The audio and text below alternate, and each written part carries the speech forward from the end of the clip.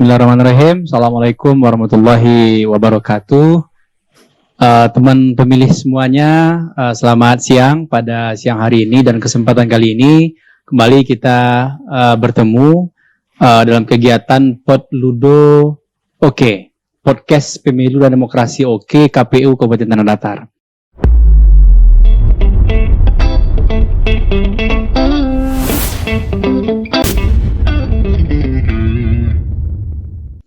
Nah, teman pemilih semuanya, alhamdulillah senang sekali kami dari KPU Tanah Datar bisa menyapa teman pemilih semuanya. Kita saling berinteraksi, di mana kewajiban dari KPU untuk menyebarluaskan informasi terkait dengan pemilu, pilkada, dan demokrasi itu sendiri. Nah, senang sekali dalam agenda Podludo kita kali ini, teman pemilih semuanya, KPU Tanah Datar itu kedatangan tamu yang spesial yang ada di Tanah Datar, di mana sesi kita kali ini kita akan berbincang-bincang, berdiskusi dengan salah satu OKP, organisasi kepemudaan yang ada di Tanah Datar, yakninya dari Himpunan Mahasiswa Islam Cabang Batu Sangkar. Selamat siang adik semuanya. Siang, Bang. Siang, Bang. Ya, hari ini sudah kita bersamai pengurus dari HMI Cabang Batu Sangkar, di mana nanti kita akan berdiskusi, kita akan berbincang-bincang terkait dengan pemilu itu sendiri, demokrasi, dan juga peran serta dari HMI Cabang Batu Sangkar dalam mensukseskan pemilu dan pilkada untuk masa yang akan datang. Selamat siang itu semuanya. Siang, Bang. Baik, sebelum kita bicara lebih jauh ya, tentu kita perkenalkan diri terlebih dahulu. Mana dari KPU Tanah Datar sebenarnya kita pada sesi sebelumnya kita sudah banyak menghadirkan narasumber, dan tentu dari sekian banyak narasumber kita mendapatkan banyak input baik itu evaluasi dan juga terkait dengan proyeksi dan juga peran serta dari masyarakat kita, karena KPU itu sendiri juga menyampaikan kepada masyarakat bahwasanya pemilu itu sendiri atau pilkada itu sendiri tidak akan sukses, tidak akan berjalan kalau hanya dilakukan oleh penyelenggara pemilu saja. Tanpa adanya keterlibatan dari masyarakat, organisasi massa dan juga organisasi mahasiswa dan organisasi pemudaan, maka semuanya nonsens saja. Makanya kami dari KPU Tanah Datar sangat senang sekali bisa menghadirkan adik-adik semua berdua di forum kita kali ini dalam podcast Pemilu dan Demokrasi dari KPU Tanah Datar untuk meminta input dan juga cara pandang lah ya dari HMI Cabang Batu Sangkar terkait dengan agenda kepemiluan ke depan. Silakan kita perkenalkan diri terlebih dahulu. Baik, bismillahirrahmanirrahim. Assalamualaikum warahmatullahi wabarakatuh. Waalaikumsalam. Perkenalkan, nama saya Muhammad Daniel dari Komisi Syariah. Oh iya. Untuk jabatan saat sekarang ini itu Ketua Umum HMI Komisi Syariah Cabang Batu Sangkar. Dan semester di perkuliahan sekarang semester 8, Bang, sedang menyusun. Iya. Nah, untuk alamat itu di Sepanjang Juanda. Iya. Jurusannya apa? Jurusan Hukum Tata Negara. Oh, agak pas dengan dunia kepemiluan ini. Iya, Bang. Ya. Jangan nanti persoalan skripsinya juga masalah pemilu juga ya? Atau demokrasi lah. Kalau sekarang soal apa, Bang? Legislatif. Oh iya, legislatif. Masih ada kaitan lah dengan pemilu ya? Iya, Bang. Oke. Daniel ya? Iya, Bang, Daniel. Oke. Makasih Daniel. Itu narasumber kita pertama, bernama Daniel. Beliau Ketua Komisariat Ketua Umum ya? Komisariat Syariah HMI Cabang Batu Sangkar. Dan sekarang juga sedang proses penyelesaian skripsi terkait dengan legislatif. Anggota legislatif kayaknya lebih ke pencalonan lah, atau nanti bisa jadi berbicara kita tentang impact dari anggota legislatif terhadap masyarakat kita seperti itu ya. Oke. Yang kedua lanjut dulu. Baik, perkenalkan nama saya Idel Saputra, biasa dipanggil Idel. Sekarang masih berkuliah di UIN Batu Sangkar, sekarang semester 8, prodi Hukum Tata Negara. Kalau di HMI, karena beberapa tahun belakangan, karena saya lebih terfokus kepada jalan kampus, jadi lebih banyak pergerakan di kampus seperti itu. Kalau di HMI itu sebagai kader biasa, namun pada tahun 2025 kemarin, alhamdulillah juga diamanahkan sebagai ketua umum SIMAU. Nah, seperti itu, Bang. Ketua Umum SIMAU. Ya, SIMAU. Ya, Ya, berarti universitas. Betul, Oh iya. universitas. Oh mantap lah, di tahun 2025. Betul, Berarti sekarang udah berganti ya? sudah berganti, Bang. Oh iya. Panggilan? Panggilan Idal, Bang. Ideal. Betul. Ideal juga dari HTN juga ya? Dari HTN Hukum juga. Tata Negara. Hukum Tata Negara. Berarti udah banyak berkecimpung persoalan hukum ya. Iya. Undang-Undang 2017 mungkin udah bisa dikaji-kaji juga ya. Ya, sedikit banyak. Iya. Bisa. Atau jangan nanti juga menyiapkan draft juga nih untuk revisi undang-undang ya. Siap. Siap. Mengikuti ya. Mengikuti. Oke. Baik teman-teman semuanya, keren ya narasumber kita kali ini. Beliau mahasiswa yang aktif berorganisasi dan juga latar belakang akademisnya adalah mahasiswa hukum tata negara.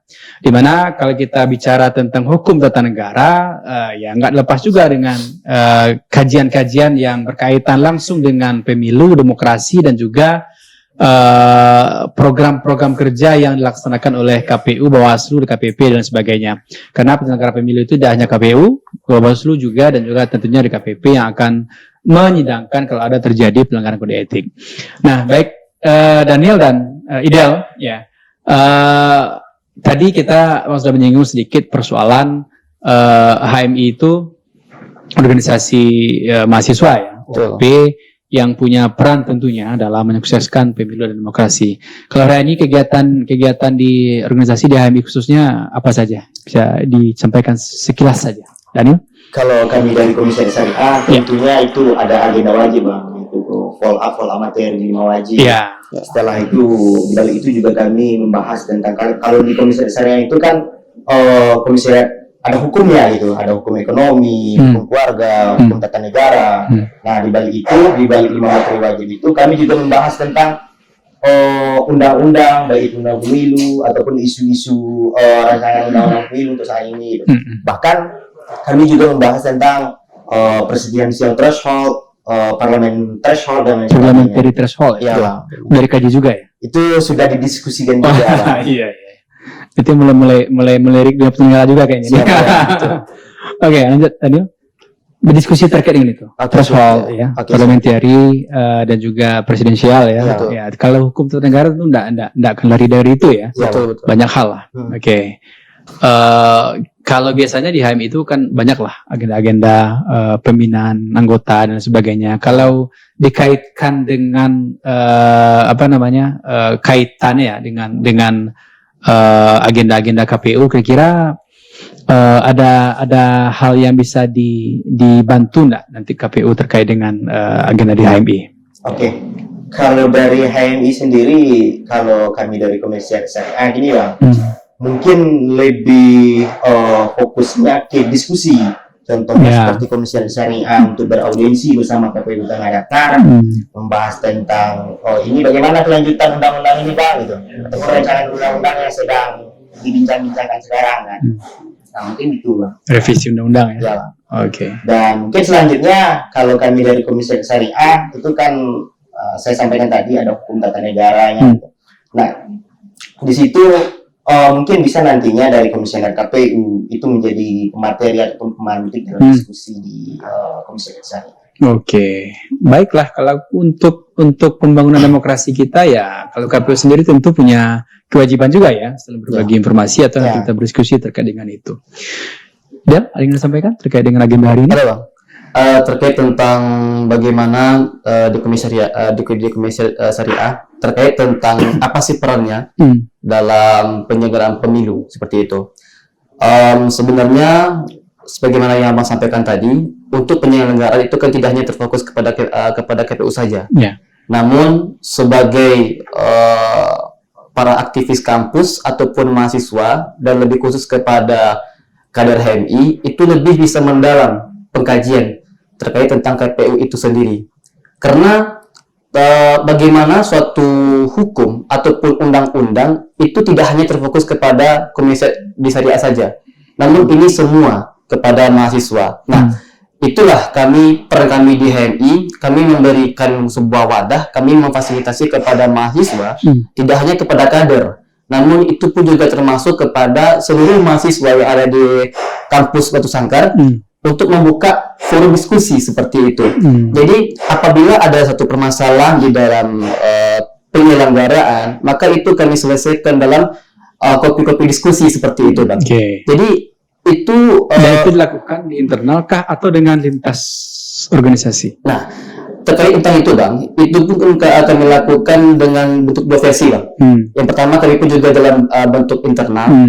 Sebelum kami akan mengajak mahasiswa biasa untuk kami berdiskusi, itu kami akan memperkuat terlebih dahulu pemahaman, pengetahuan sebuah hukum kepada kader-kader yang ada di HMI. Nah, setelah itu barulah kami membuka forum-forum diskusi bersama dengan mahasiswa yang ada di kampus, Bang, seperti itu. Oke, artinya ada bilik ketik, bilik gadang ya? Ya, di bilik ketikkan dulu, baru setelah itu dilaksanakan secara bilik gadangnya.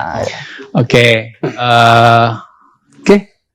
teman pemilih, Bernas ya, isi dari pendapat teman-teman lah dari HMI.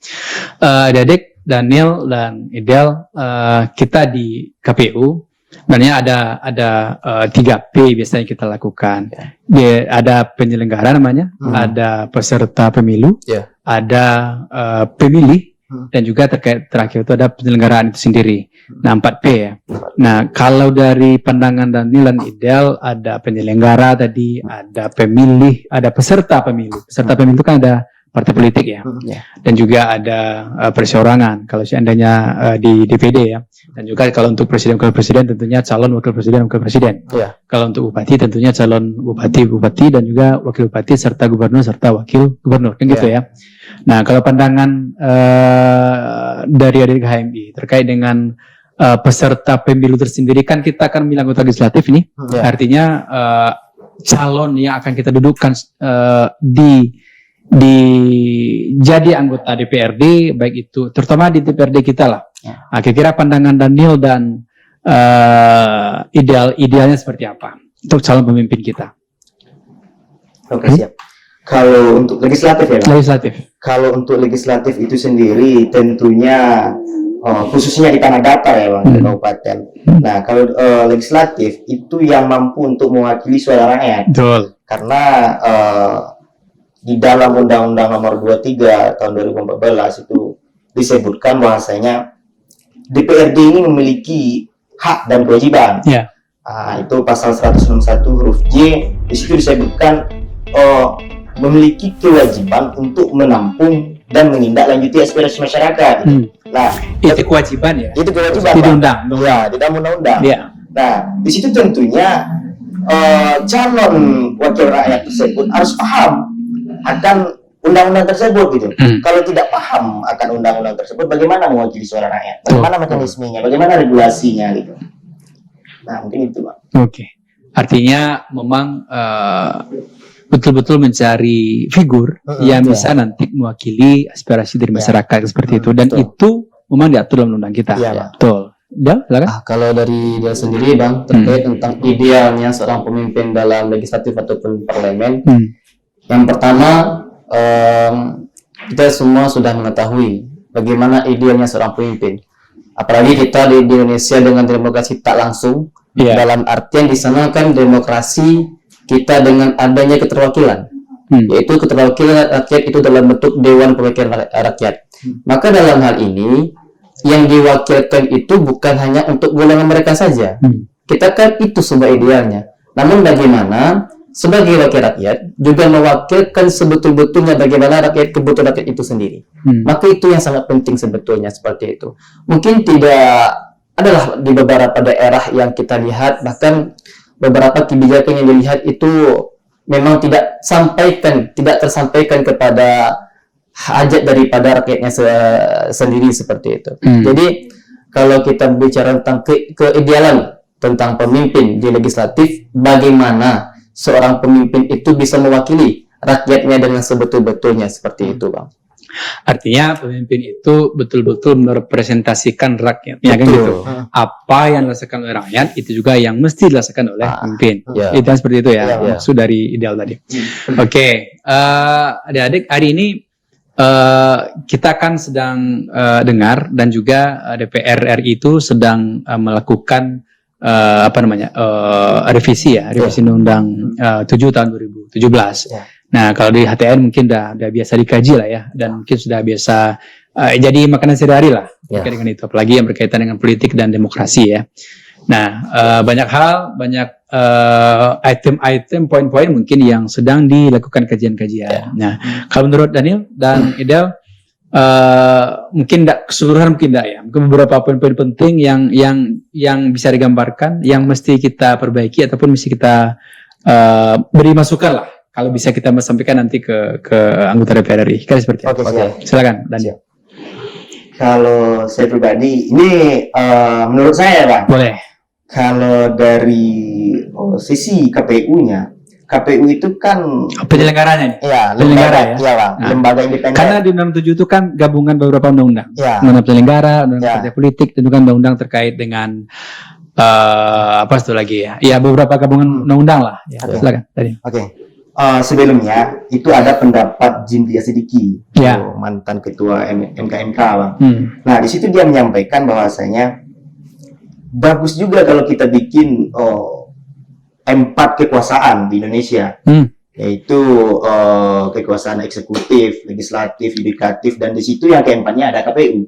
Oh iya, iya. Nah, Pendapat saya dari sepakat. Prof. Jimli ya. Ya Bang, saya sepakat sebagai mahasiswa hukum tata negara karena KPU itu lembaga independen negara, dan ketika pencalonan komisioner KPU itu kan ada pencalonannya lewat Komisi 2 DPR RI. Nah, di situ untuk hal itu tentunya kita berpikir itu akan berpotensi untuk kepentingan dan lain sebagainya gitu. Nah, kalau saya sendiri, saya sepakat dengan kata Jimli Asidiki tersebut untuk membuat kekuasaan yang keempat di Indonesia. Berarti ada cabang kekuasaan satu lagi ya? Iya Bang, cabang Eksekutif, legislatif, yudikatif, satu lagi. Satu lagi ini KPU, tapi belum dibicarakan Apa namanya ya? Nah, itu Bang. Jelas ada KPU tersendiri. Iya Bang, KPU tersendiri karena dalam sistem negara Indonesia itu di dalam Undang-Undang Nomor 7 Tahun 2017 itu kan disebutkan bahwasanya OR dari komisioner KPU itu dari Komisi 2, baik itu uji kelayakan dan kepatutannya gitu. Karena Komisi 2 itu kan peserta pemilu, Bang. Betul. Nah, jadi alangkah baiknya berubah sistem tersebut. Apakah itu nantinya lewat MK? Kenapa lewat MK? Karena lewat MK maksudnya pemilihannya? Iya, uji kelayakannya, Bang. Uji kelayakan. Dari komisioner KPU. Oke. Uji kelayakannya ini dari MK karena MK ini kan bukan peserta pemilu. Ya. Bukan peserta pemilu, satu. Yang kedua, PSU yang terjadi itu tentunya MK akan paham ini komisioner seperti apa, layak nggak gitu. Apakah ini komisioner nantinya akan berpotensi untuk PSU untuk di daerahnya gitu. Nah, tentunya MK akan memahami akan hal itu gitu. Tapi kalau Komisi 2 itu kurang tepat rasanya, Bang. Karena Komisi 2 itu juga peserta pemilu gitu. Tentunya ada berpotensi ya, Bang. Ini bukan justice gitu. Tapi berpotensi itu ada kepentingan dan lain sebagainya. Ya, sebenarnya ini kan kita bicara rule. Ya, kita bicara rule of law-nya ya. Artinya betul. aturan yang dijalankan oleh Komisi 2 itu kan juga berdasarkan aturan undang-undang yang ada di negara kita, betul. gitu kan. Tapi kalau usulan dan juga saran tentu akan kita jadikan bold gitu kan. Kita jadikan catatan nanti. Oke, Daniel, silakan. Kalau dari Ida sendiri Bang mungkin akan menyoroti kepada putusan 135 Iya. ya tentang Pemisahan ya. pemisahan antara pemilu juga Lokal dan nasional. Betul. Karena dalam beberapa waktu lalu saya pun juga pernah berdiskusi terkait akan hal ini dan kita berbicara tentang efektivitas apa yang akan terjadi. Kemudian bagaimana soal pendanaan. Karena kan untuk menjalankan roda pemerintahan kita harus mempertimbangkan efisien dan juga keaktifan. Efektif dan efisien. Ya, dan itu juga salah satu prinsip penyelenggaraan pemilu. Betul. Efektif dan efisien. Seperti itu. Nah, kalau kita perhatikan, apakah pemisahan antara pemilu dan juga pilkada ini memberikan efektivitas? Bagaimana terkait tentang penyelenggaraannya? Apakah betul-betul memberikan jawaban nantinya? Kalau kita perhatikan dalam tuntutan putusan 135 itu kan ada bahasanya tentang untuk meringankan dari anggota KPPS dalam menjalankan. Salah satunya ya? Salah Salah satu satunya. pertimbangan. Betul. Berarti tidak hanya KPPS, berarti penyelenggara pemilu yang dicoba untuk meringankan pekerjaan mereka. Iya, Oke, betul. lanjut. Jadi di situ Bang, ada beberapa alasan karena dalam beberapa pemilu yang tahun lalu ada anggota KPPS yang meninggal dunia dan juga segala macamnya seperti itu. Maka itulah yang menjadi salah satu alasan pemisahan antara pemilu dan juga pilkada.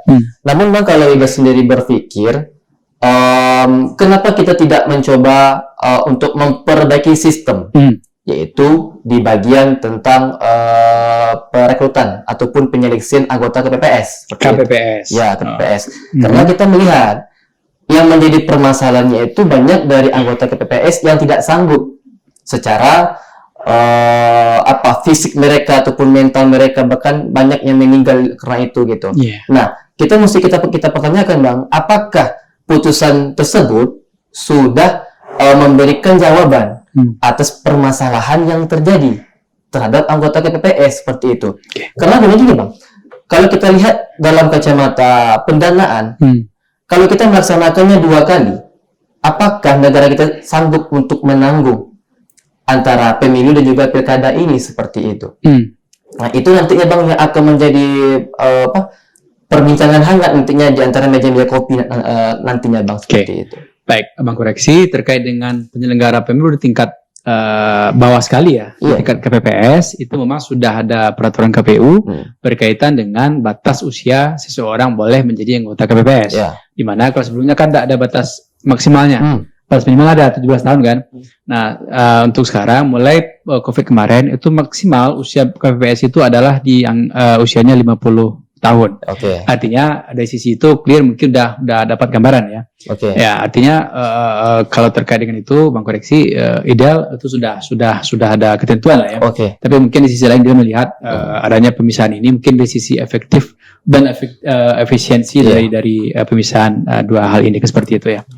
Oke, baik teman pemilih, isu krusial ya, tapi dua-duanya punya pendapat yang keren, yang luar biasa. Bahwasanya kalau Daniel tadi berpendapat terkait dengan adanya keinginan beliau, pendapat beliau terkait dengan pemisahan KPU ini tidak dipilih oleh di DPR gitu. Artinya ada cabang kekuasaan tertentu, mungkin MK yang fit and proper dan sebagainya.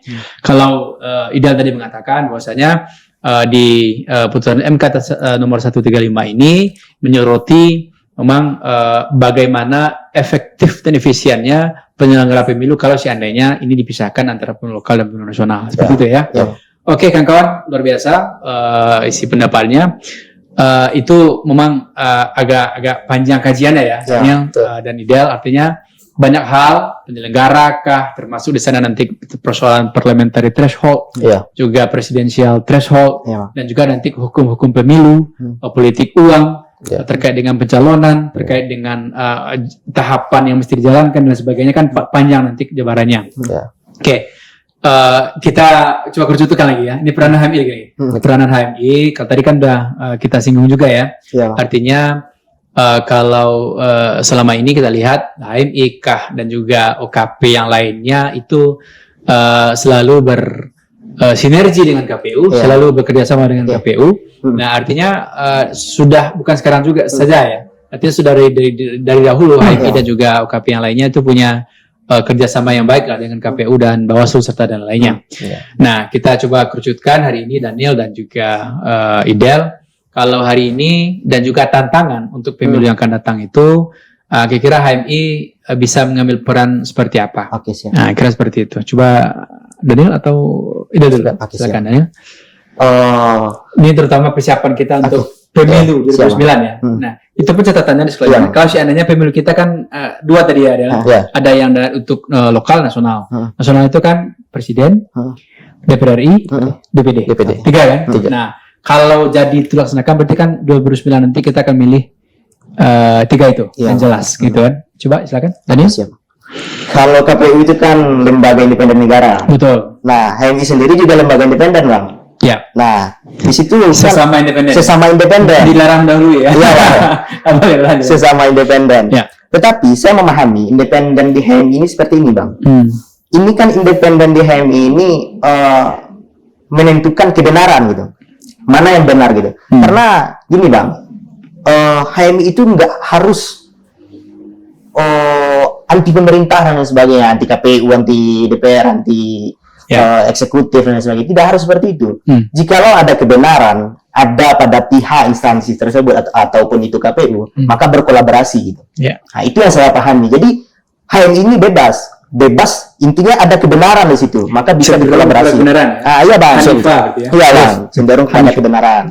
Ketika KPU itu memiliki gagasan ataupun ini seperti ini, jadi HMI juga memiliki pemikiran ataupun membantu untuk mengawasi seperti pada masa Bang Mas Rizal, itu kan kemarin juga berkolaborasi bersama KPU Kabupaten Tanah Datar. Nah, selanjutnya kalau untuk KPU sendiri itu harapan dari HMI Komisariat Syariah itu tetap itu kan harus memang berkoordinasi bersama Bawaslu, dan kami juga dari HMI Komisariat Syariah ataupun mewakili HMI Cabang Batu Sangkar juga ingin ikut serta untuk mengawali ke pemilu untuk selanjutnya. Karena saya lihat KPU ataupun Bawaslu Tanah Datar ini sudah menjalankan kinerja ataupun kewenangannya sesuai dengan peraturan yang berlaku. Karena tidak PSU kemarin, Bang. Iya kan, Bang? Tidak PSU artinya segala kewenangan itu dijalankan sesuai dengan aturan yang berlaku. Itu mungkin apresiasi untuk KPU Kabupaten Tanah Datar. Terima kasih Daniel. Artinya memang kita di KPU serta dengan kawan-kawan di Bawaslu itu menjalankan tugas pokok dan juga fungsi kita itu sesuai dengan kaidah hukum yang sudah ditetapkan. Mulai Undang-Undang 7 ataupun undang-undang lainnya, sertai dengan peraturan KPU ya.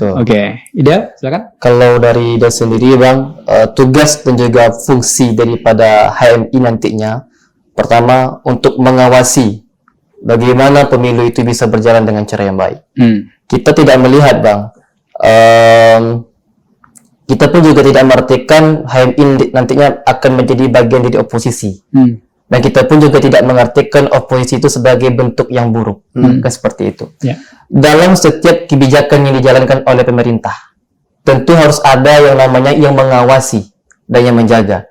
Yaitulah tugas kami sebagai HMI, sebagai OKP, seperti itu. Tidak mungkin rasanya ketika menjalankan sebuah pemerintah namun tidak ada yang mengawasi. Memang dalam KPU adanya Bawaslu, adanya DKPP nantinya. Namun yang mengetahui bagaimana praktik di lapangan itu kami sendiri, Bang. Kalau dalam bahasa HTN-nya civil society ya. Civil society. Saya dikit-dikit juga belajar itu. Artinya memang tidak hanya peranan dari Bawaslu saja ya. Betul. Masyarakat luar juga apa istilahnya stakeholder ya. Stakeholder juga termasuk di sana nanti organisasi mahasiswa, masyarakat dan sebagainya. Lanjut. Jadi dengan peran seperti itu Bang, kami sebagai mahasiswa terutama kepada kader HMI, bagaimana supaya sebagaimana yang seperti tadi kita cenderung kepada kebenaran. Tunduk kepada kebenaran seperti itu. Bukan hanya kebenaran menurut persepsi sendiri, namun bagaimana untuk kita bersama, untuk rakyat, untuk kita semua seperti itu. Itulah pentingnya Bang, kita untuk berorganisasi, pentingnya kita untuk berada dalam suatu wadah. Gunanya itu bagaimana setiap kebijakan, bagaimana sebuah wewenang itu berjalan sebagaimana semestinya, supaya kita mengharapkan, mungkin kalau terhapuskan mungkin agak susah Bang, setidaknya untuk meminimalisir terjadinya kesalahan dan juga segala macam. Itu yang menjadi harapan dan itulah yang akan kami jalankan dan yang sedang kami jalankan, Bang. Itu. Bentuknya dalam bentuk diskusi tadi ya? Mungkin ada aturan-aturan undang-undang yang bisa dirubah atau kayak tadi ada usulan untuk perbaikan segala macam dan sudah kawan-kawan HMI coba untuk dikaji-kaji ya. Nah, menarik ini artinya kalau selama ini kita tetap ya melibatkan semua ormas, Muhammadiyah, KNU, Perti dan sebagainya gitu kan. HMI juga punya peranan di sana. Artinya keterlibatan masing-masing lembaga ini dan juga NGO ya yang terkait dengan kepemiluan di masing-masing tingkatan itu sangat kami harapkan. Nah gitu ya, tidak hanya di tingkat ataupun di level nasional, tentu daerah juga seperti itu. Nah artinya dalam melaksanakan tugas pokok kita di KPU ataupun di Bawaslu, tentu kawan-kawan juga mantau, juga melihat, juga mengawasi itu kan. Atau nanti bisa juga sebagai eksekutor dari penyelenggaranya, kan bisa juga kan. Artinya mungkin di tingkatan level kecamatan, ketekan PPK kah, PPS dan sampai ke PPPS kan. Bawaslu juga ada di Panwascam, PKD dan juga sampai ke pengawas TPS ya. Artinya mungkin di samping dilakukan kajian, diskusi dengan di internal HMI dan juga dengan eksternal kawan-kawan kan, tentu kalau ada kesempatan nanti jadi eksekutor ya kita tidak salah ya. Atau kurang semangat jadi eksekutornya. Semangat juga ya? Semangat juga ya. Harus. Itu yang penting. Oke, teman-teman pemilih, ini adik-adik kita luar biasa dari Komisariat Syariah ya, HMI Cabang Sangkar. Yang jelas pendapat mereka ini sudah kita dengar, kita tampung ya dalam keinginannya untuk mewujudkan KPU dan juga pemilu itu yang lebih baik untuk masa yang akan datang. Baik, mungkin kita tidak terlalu panjang. Terakhir, mungkin Daniel dan juga Ideal, kalau baca di toko di Rantang mau panjang, nah di Kambang mau Jelaweh kan, kita puntanan singke. Artinya kalau kita diskusi lepas mungkin nggak habis nggak serasa waktu lah, seperti itu. Tapi hari ini kita ambil yang poin-poinnya saja, yang jelas dari KPU dan juga HMI beserta stakeholder lainnya, beserta OKP lainnya, tentu kita selalu buka ruang. Buka ruang kalau ada kesempatan kita untuk saling berbagi ilmu, berbagi pengalaman dan juga hal yang bisa kita diskusikan, tentu kita akan membantu gitu kan. Bisa jadi konsepnya adik-adik ke sini atau nanti dari KPU yang berkunjung ke sekretariat ataupun kantor masing-masing. Ya, bisa jadi seperti itu. Terakhir, Daniel dan juga Idal, kita akan pemilu nanti 2029 gitu ya. Kira-kira rencana dari HMI khususnya Komisariat Syariah ini yang bisa diambil peran khusus ya. Apakah nanti ada yang berminat jadi peserta enggak atau jadi penyelenggara dan sebagainya? Dan ini seperti apa? Peserta seperti apa nih, Bang? Peserta pemilu. Kan udah berhak kan? Sudah, Bang. Itu makanya. Silakan Daniel. Oke. Untuk hal tersebut mungkin yang pertama ini harapan ya, Bang. Boleh. Harapan untuk pemilu selanjutnya itu harapan ini KPU ini tetap independen, jangan sesuai dengan aturan saja. Gitu. Tapi tetap independen baik itu secara lembaga ataupun secara anggota. Nah, untuk kolaborasi tentunya kami dari Komisariat Syariah itu tentu menunggu dari KPU Tanah Datar gitu. Oh gitu. Seperti apa kolaborasinya nanti ini, Bang, gitu. Tentu seperti itu, Bang. Iya. Kalau keinginan untuk menjadi peserta atau kalau penyelenggara mungkin biasa ya. Iya, Bang. Kalau ada keinginan menjadi peserta nggak sih? Ya, kan hukum negara juga kan. Nggak kan pernah juga ke kantor DPRD Tanah Datar. Iya, Bang. Agak termotivasi nggak jadi itu gitu kan? Kalau untuk jadi itu mungkin termotivasi, Bang. Iya. Harus itu ya. Harus, Bang. Usaha. Karena gini, kalau untuk merubah sesuatu itu kita kan butuh kekuasaan ya.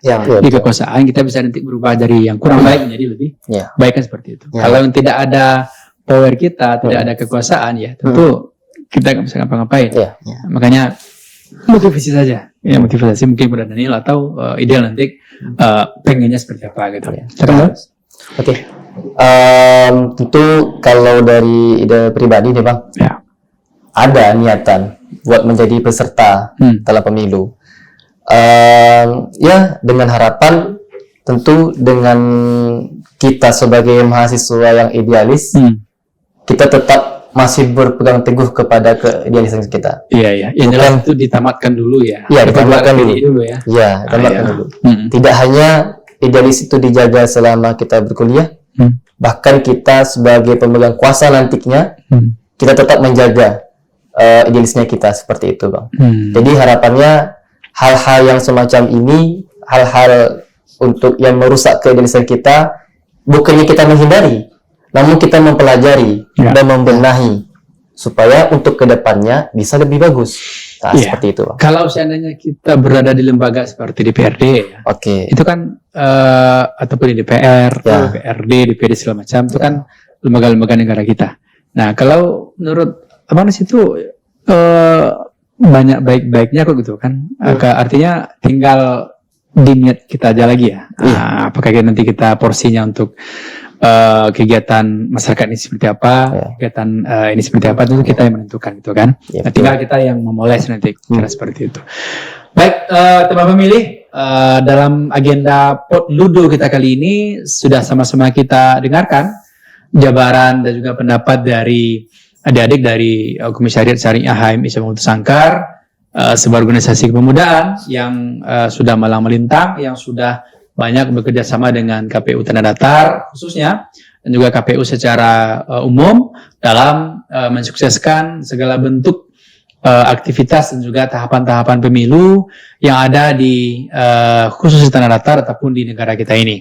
Artinya KPU tidak akan bisa bekerja sendiri, tidak akan bisa melaksanakan tahapan itu secara sendiri, mesti melibatkan banyak orang, mesti melibatkan semua orang, open kepada semua stakeholder, semua organisasi masyarakat, organisasi mahasiswa, dan juga organisasi dari kepemudaan. Salah satunya adalah HMI yang kita undang dalam kegiatan kita podcast hari ini. Dan jelas untuk KPU Tanah Datar ke depan, hal yang bisa kita kerjasamakan pasti akan kita kerjasamakan dengan Komisariat Syariah ya. Iya, betul. Nah, itu pun nanti juga berlaku sama dengan semua UKP ataupun dengan organisasi massa dan juga organisasi masyarakat yang selalu kita jadikan mitra dalam menyampaikan informasi kepada seluruh masyarakat. Karena di lewat organisasi inilah sampai pesan-pesan kami salah satunya itu Daniel. Kayak di syariah ya. Syariah nanti kalau ada acara follow up kan tidak ada masalah, nanti kita follow up persoalan peran serta mahasiswa gitu kan, atau HMI dalam diskusikan pemilu gitu kan, nanti disampaikan juga ya. Artinya kami dari KPU Tanah Datar minta kepada adik-adik supaya bisa menjadi mitra dari KPU untuk menyebarluaskan informasi. Baik. Siap kiranya? Siap. Silakan tanggapannya, Daniel aja. Kalau untuk hal itu kami bersedia, sangat bersedia. Ya. Sangat bersedia. Baik. Atas izin Allah tentunya kami bersedia. Oke. Jelas HMI punya moto ya, yakin usaha sampai. Yakin usaha sampai. Ya jelas tentu berusaha dulu kita kan. Nah, makanya usaha KPU juga seperti itu. Kita maksimalkan melaksanakan menyampaikan kepada semua stakeholder. Persoalan hasil nanti kita serahkan kepada Allah. Artinya mungkin dari sisi partisipasi masyarakat, kedatangan ke TPS dan sebagainya, itu mungkin hasil yang kita harapkan tentu penuh KTH ya. Artinya kalau ditargetkan KPU RI sebanyak 80%, tentu kita mengharapkan partisipasi masyarakat sebanyak 80%. Kalau enggak, tentu kita berusaha berikhtiar secara maksimal. Gitu kira-kira ya. Baik, Daniel dan juga Idel, ada yang ingin disampaikan terakhir? Mungkin yang akan saya sampaikan terakhir ini kalau bisa ya Bang, harapan juga ini Bang. Masih harapan? Ya, itu kan banyak mungkin yang baik itu yang sedang dibicarakan di Senayan itu Bang. Baik maupun itu yang sudah diputuskan oleh MK, itu undang-undang putusan MK 135 tadi ya. Itu kalau harapan itu kan tidak seluruh masyarakat tahu akan putusan itu sudah diberlakukan, sudah ditokoh palu oleh MK, kan tidak semua masyarakat. Jadi harapan kami mungkin kalau bisa KPU Tanah Datar itu memposting akan putusan tersebut sudah disahkan. Oh gitu. Nah, itu kan soal pemilu Bang. Ya. Soal pemilu gitu. Jadi postingan IG ataupun apapun itu dari KPU Tanah Datar itu diposting agar masyarakat tahu, oh ternyata untuk besok, untuk tahun-tahun besoknya itu ada pemilu seperti ini gitu, aturannya seperti ini gitu. Berarti masukan ya? Masukan ya Bang. Ya, boleh. Nah, disampaikan oleh komisioner KPU, sampaikan itu pasal berapa, undang-undang nomor berapa gitu, putusan berapa, kapan diputuskan gitu. Tadi 135 terkait dengan pemisahan pemilu lokal dan nasional gitu ya. Jadi agar masyarakat Tanah Datar juga tahu kan. Oke. Siap. Terakhir Bang, dari Bang. Silakan ya. Ini bukan hanya untuk KPU Tanah Datar, namun untuk stakeholder yang ada di Kabupaten Tanah Datar, ya. Untuk kayaknya kalian cocok nih. Kalau ini khusus Tanah Datar, ini untuk semuanya gitu kan. Ya, bagus lah. Jadi ketika kita menjalankan pemilu nantinya, itu tidak hanya KPU saja yang menjalankan. Ya, betul. Namun seluruh OKP, masyarakat segala macam, kita pun juga ikut menjalankan. Bagaimana supaya pemilu kita memilih para pemimpin yang betul-betul bisa mewakilkan kita. Untuk para pemimpin yang betul-betul menjalankan amanahnya, supaya untuk kita semua. Nah, jadi dengan harapannya tidak hanya kepada KPU saja, namun kepada kita semua. Sehingga di akhir nanti kita tidak hanya menyalahkan KPU begini, KPU begini, tidak gitu. Namun apabila terjadi kesalahan, maka itu dikembalikan kepada diri kita. Itu yang paling penting dan itu yang harus kita tanamkan supaya pemilu selanjutnya itu bisa menghasilkan para pemimpin yang betul-betul menjadi pemimpin yang amanah. Cuma itu, Bang. Baik, makasih Idel. Artinya tidak hanya KPU ya, tapi di sisi teman pemilih juga seperti itu. Jadi kalaupun ada kesalahan nanti kita bisa merasakan mengoreksi secara bersama-sama juga ya. Nah ini juga terakhir dari kami kepada adik-adik harapan juga nih ya. Kalau si Daniel tidak punya harapan, kita di KPU juga punya harapan tentunya ya. Artinya KPU Tanah Datar hari ini punya agenda 3 sebenarnya ya. Agenda prioritas nasional, pertama pendidikan pemilih berkelanjutan seperti kita hari ini. Kita kan berusaha untuk mencerdaskan pemilih ini. Yang kedua itu pemutakhiran daftar pemilih berkelanjutan. Pemutakhiran daftar pemilih berkelanjutan disingkat dengan PDPB. Nah, PDPB ini adalah usaha KPU untuk memperbaharui data pemilih. Ini kan usaha kita untuk 2009 juga nih. Nah, kami berharap nanti adik-adik dari HMI, khususnya Komisariat Syariah ya, untuk bisa juga nanti menyebarluaskan informasi, cek informasi dicek DPT online di kanal cek DPT online nanti ya. Silakan inputkan nick-nya dan bisa dicek apakah adik-adik di kampus UIN Batu Sangkar sudah terdaftar atau belum. Nah, mohon nanti disampaikan juga. Artinya KPU sekarang punya program itu. Kalau belum nanti silakan lapor ke KPU Tanah Datar. Siap. Kalau dia warga Tanah Datar. Nah, kalau si Idal di Damsraya ya.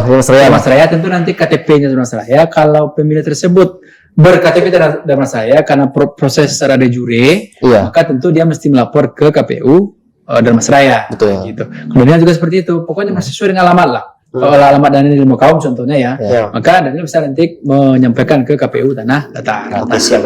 Oke, harapan kami seperti itu ya. Kita saling take and give. Kita saling bekerja sama saja. Mudah-mudahan nanti teman pemilih juga kami sampaikan bahwasanya hari ini KPU Tanah Datar sedang melaksanakan PDPB, pemutakhiran daftar data pemilih berkelanjutan, dan itu usaha yang kita lakukan untuk memperbarui data pemilih yang kita update per triwulan. Artinya per triwulan kita lakukan pleno dan per semester nanti kita rekap secara provinsi dan secara nasional. Oke, Daniel dan juga Ida dari Komisariat Syariah HMI Cabang Batu Sangkar, terima kasih banyak ya sudah hadir dalam podcast kita hari ini Potludo dari KPU Tanah Datar. Mudah-mudahan ikhtiar kita, usaha kita untuk menjadi jembatan informasi kepada masyarakat bisa kita maksimalkan ya. Dan kami tentunya juga nanti ke depan hal-hal yang bisa kita kerjasamakan tentu akan kita kerjasamakan. Terima kasih banyak adik. Siap, Bang. Daniel dan juga Idal ya. Pendapatnya luar biasa. Baik teman pemilih, itulah Potludo oke kita pada siang hari ini bersama adik-adik dari Komisariat Syariah HMI Cabang Batu Sangkar dalam pendapat dan juga ide-ide yang disampaikan kepada kita tentu sangat bermanfaat dan luar biasa, dan kita akan ketemu dengan Potludo kita sesi yang akan datang. Assalamualaikum warahmatullahi wabarakatuh. Waalaikumsalam.